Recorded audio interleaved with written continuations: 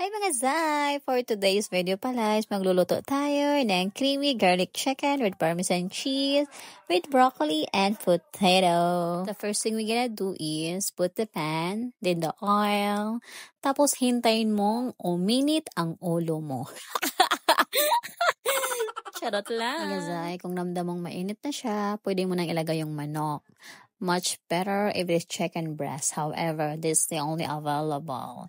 It still work though. Because if you wonder why the chicken is color orange, it's because it's coated with paprika, a little bit of salt, garlic, and a pepper. At may isa pang ingredients yan mga Zay. Yun ay may halong pagmamahal. Charot lang. Tingnan mo ang bilis ng video. Hindi na tayo nakakasunod. Ang dami kasing sinasabi.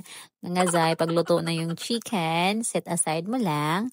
On the same pan, ilagay mo lang yung bawang until mag-golden brown. Next mo yung heavy cream. Then halo-halo mo lang. Mga Zay, ilagay mo na yung pepper, garlic powder, paprika.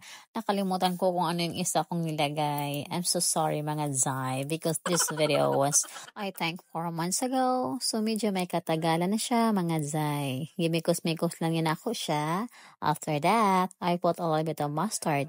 Mix ulit para mag-spread yung lasa niya. Sinunod ko na dito yung celery, then parmesan cheese. After that, mga Zay, imikos-mikos mo lang siya ng mabuti.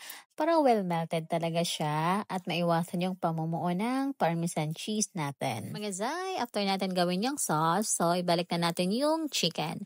Pagbalik at balik na rin para well-coated siya. And it's really creamy garlic chicken with parmesan cheese. Mga Zay, hindi nagtatapos yung video natin dito dahil may pa-potato pa ako. Hindi ko na kailangan ituro sa inyo kung paano. Mabilis lang yan. So next na yung broccoli. Gusto ko siya may konting water para crunchy siya. Gusto ko kasi half-cook lang siya. Cook? Oh, whatever. So kung ikaw di ka gusto, Ana, pasensya ha. Ako ang nagluto. Ako ang masusunod. Sharing! Mga Zay, may nabasa ako na cooking is love and I do believe it. Kasi minsan pag wala tayo sa mood habang nagluluto, the result is not perfect. However, if you're gonna enjoy it, you're gonna love it, including the people who gonna eat it. Thank you for watching. Ingat po palagi!